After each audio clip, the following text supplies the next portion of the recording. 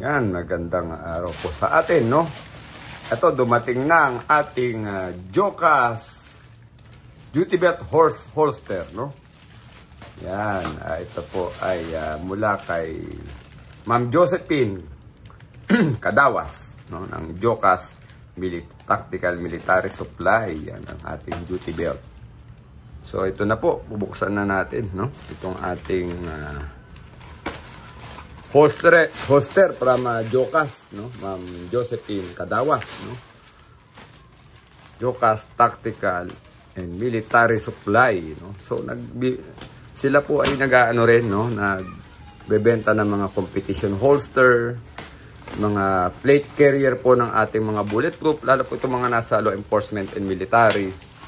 Kumpleto po sila, no? Pero ito po yung kanilang duty belt for BGMP po ito, no? Ito po, yan, may dalang magazine na pouch. At syempre, yung logo ng BGMP sa belt, meron po siya, no? So, ayan, no? Ito po yung Jocas holster. May lalagyan tayo ng radyo. May maglalagyan po ng posas, no? So, ito po siya, no? So, yan. At checkin natin ulit, no? Ito yung Jocas Military Supply na duty belt ng BGMP, no? So yan, may dalawang magazine pouch, may handcuff holders, may flashlight holder of course, ayan, no? At merong button holder din po dito sa tabi niya, no? Merong utility pouch or tawag natin ay glove pouch po, no? Mga extra gamit natin diyan. At may kasama pong yung tinatawag na radio holder, no? Tingnan natin kung pasok tong ating Hytera, no? Ayan, pumasok yung ating Hytera. Tingnan naman natin kung mailalak natin tong Hytera natin pag pinasok natin dito sa radio pouch, no? So, kailangan itulak. So, kailangan po maliliit na radyo lang dito, no? Pero itong Hytera naman, pumasok naman po, mga kapatid, no? At yan, nailak natin, yan. Yun, no? Nailak po natin yung ating Hytera rito. I think baka yung mga bauping kasya rito rin, ano? Yan. Yan. So, susunod ay ang pinaka-importante sa lahat yung ating Glock pistol, no? This one is intended for Glock pistol po, no? Kung order kayo sa kanila, sasabihin nyo kung ano ang baril ninyo, no? And prior to filming, ang baril po ay na-clear naman, ano? Wala po tayong load. So, yan. So, yan. Nakapasok na yung baril, no? Ating Glock 17. So, basket weave po ito, no? Ang design. So, standard, no? Ay, tignan natin kung madaling bunutin, no? Yan ang pinaka-importante po, no? Madaling bunutin.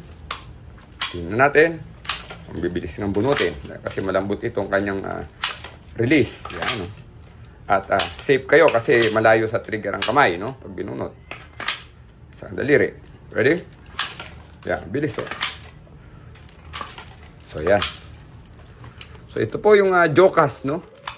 Military supply na duty belt, no? Meron din silang pang PNP. Yan, meron po ito pang BGMP ito. Dahil ako po ay BGMP, no?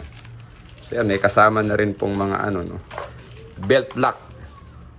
Yan, may logo ng BGMP. Yan po.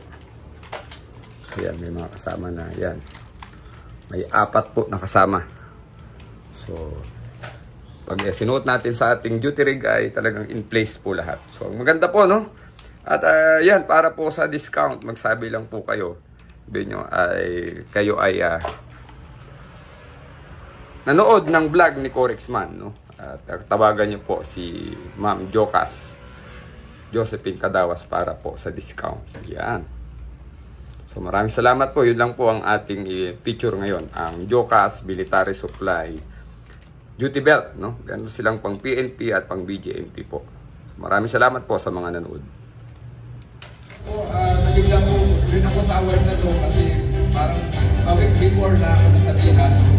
Supposedly po, nasa, ano po, kung yung araw na to, nasa Mega Mall kasi kasi sa aming organization po ay meron kaming meet and greet kanina.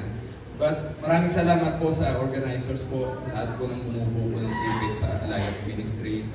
Pagpapatuloy po ng One God Pilipinas yung pagsisilbi po namin sa aming community.